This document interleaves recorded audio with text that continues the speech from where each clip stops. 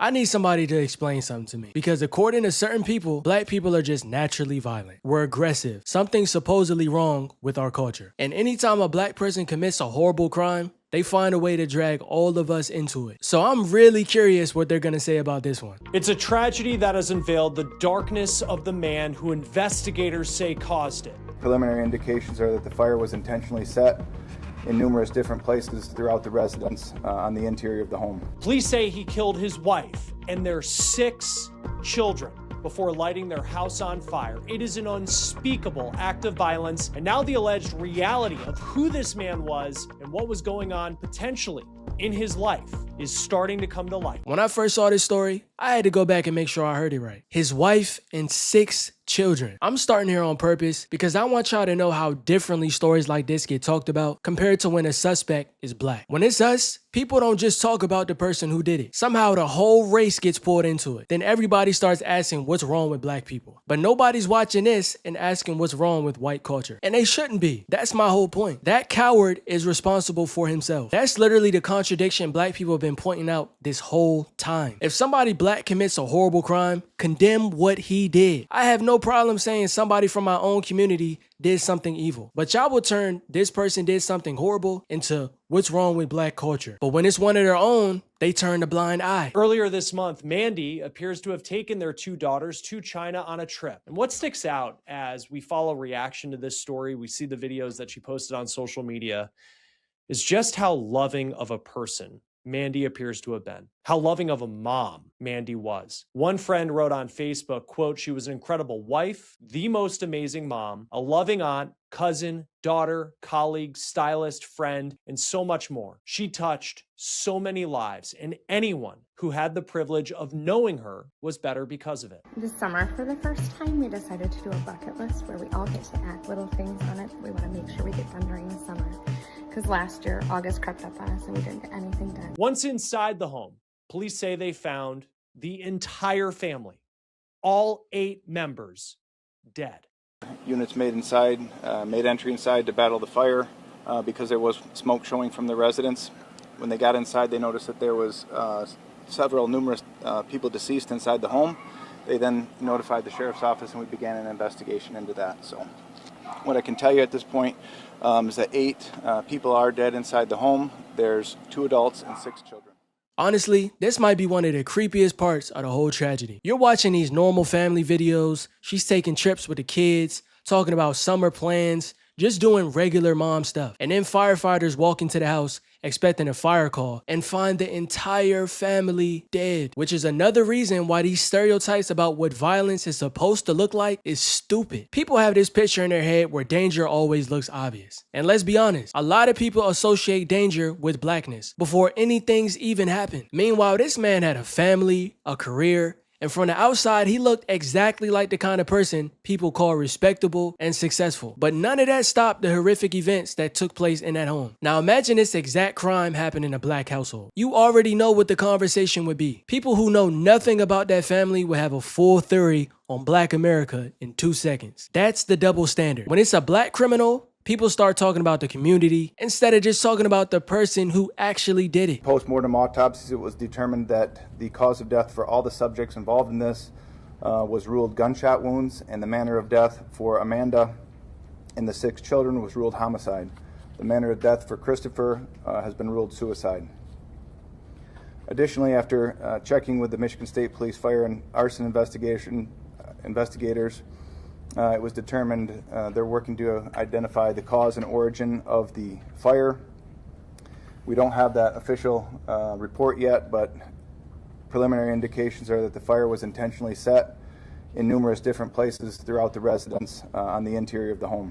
To this point, law enforcement believe that the violence could have started the night before, and then the fire was carried out in the morning, but at this point it's unclear. Police say they recovered a handgun from the scene, and they also say there were multiple spots in the house where the fire was set. They are, though, still going through video evidence, trying to figure out a timeline of what happened. And this is where the whole "he just snapped" sounds like a bunch of bullshit. Because what does snapped even mean when you're talking about something that may have unfolded over an extended period of time. Investigators think part of this may have started the night before. Then there are fires allegedly set in different spots in the house afterward. I'm not saying we know exactly what was going on in his head, because we don't. But sometimes snapped is just a softer way of talking about somebody doing something extremely violent, especially when that person doesn't match the image of danger that they had in their head. Because a lot of times that image looks like us. When a black person commits a crime, people are quick to call us thugs, quick to say we're the problem with society. Now everybody wants to understand what happened. Don't get me wrong. There's nothing wrong with asking questions. Just keep that same energy when a person's black. And the wild part is, this guy apparently had a pretty good job before he was either fired or quit. In the wake of this news, the American Heart Association released a statement to media outlets that said that Christopher was a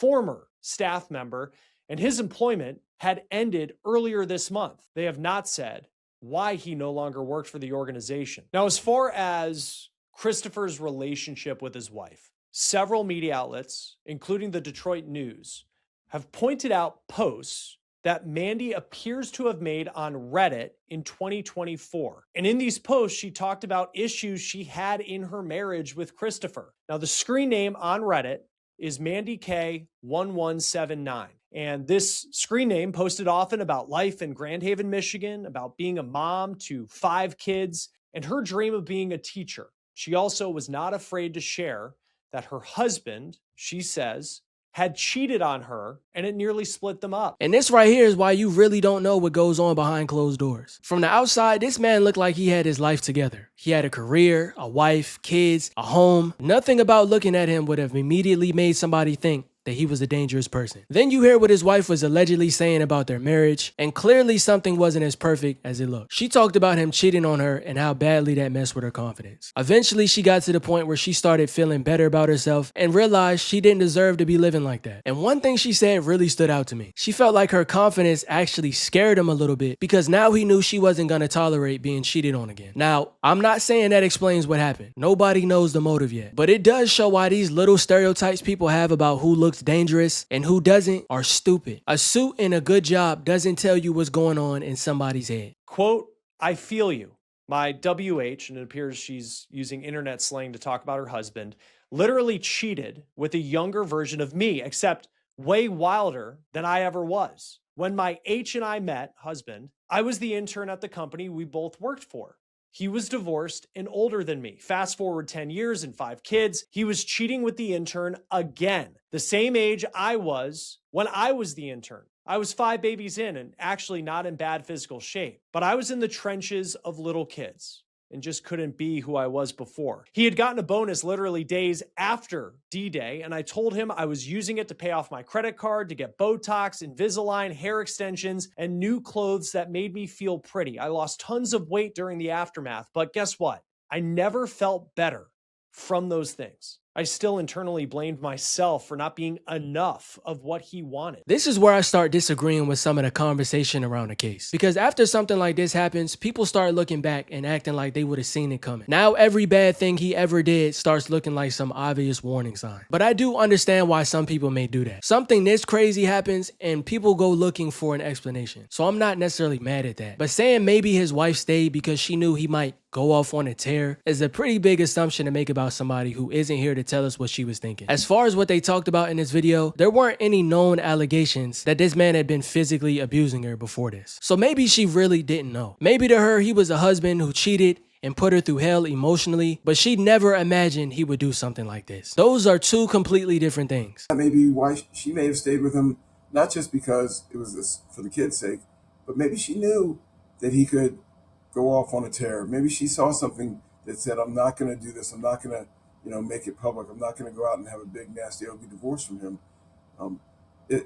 Those are danger signs that they're rare, but they're not so rare that law and crime is out of business, right? It's just unfortunate that there's seem to be more and more of these situations. Again, I'm not defending him at all. He's an evil fuck. But I think sometimes people don't want to accept that somebody can look regular as hell and still be capable of doing something horrible. We want there to be this obvious sign on their forehead because that makes things easier to understand. But that's not always reality. Then you get to what happened with the children, and that's where this whole thing is even harder to wrap your head around. Like this part where, all the children were found in their bedrooms, according to police. So it just seems like this was On one hand, yeah, snapping, but then at the same time, the amount of time that potentially took inside the home, and then lighting fires in multiple locations where it just seems like it was a plan, a horrific plan that was played out.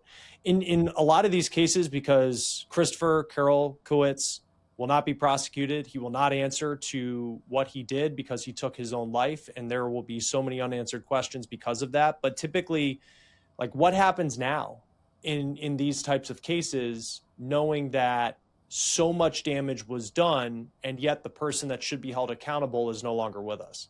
Well, the very slim silver lining is that we, the taxpayers, are not going to pay any money to bring justice. He did it himself, and he took care of that part of it. 6 kids found in their bedroom. That's why I really don't like casually throwing around the word snapped in this situation, because snap makes me think of somebody losing control for a split second. This wasn't just one person involved, and investigators are also talking about fires being started afterwards in different places of the home. Whatever was going on with him, these kids had nothing to do with it. He should have just offed himself and that was it. And then somehow we go from talking about that to the attorney saying there's a very silver lining because taxpayers don't have to pay for a prosecution. I'm like, bro, what? Sometimes you gotta read the room, gang. He probably didn't mean anything malicious by it, but 6 children and their mother are dead. Nobody's thinking about taxpayer money. And somehow that still wasn't the comment that bothered me the most. And if you get a divorce or if there's a separation, instead of telling the whole world this is why, because he's a horrible person, let's just figure out the relationship wasn't going to work. Why can stay between the two of you? Because these are the kind of things that happen. And for another reason, Chris, that's the other parent of your children.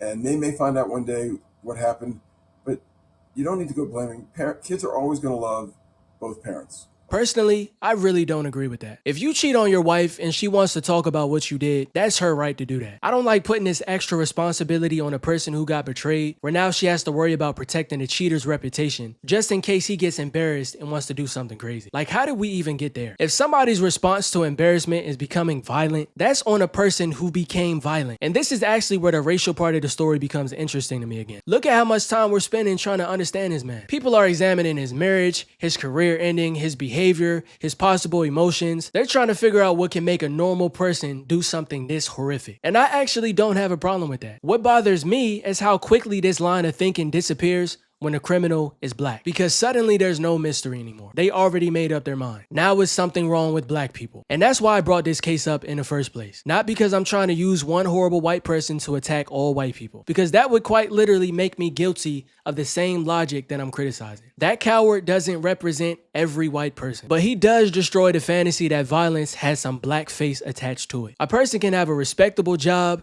the family pictures, a nice house, and still be capable of something horrifying. So the next time you see a black person commit some disgusting crime, condemn that person. I will too. But don't look at us afterwards and expect us to explain what that person did, because we don't know that person. And you don't suddenly become responsible for what that coward did to his family just because you're white. That's the whole point. Not excuses, not pretending crime doesn't exist in our community. Just stop changing the rules depending on what the criminal looks like.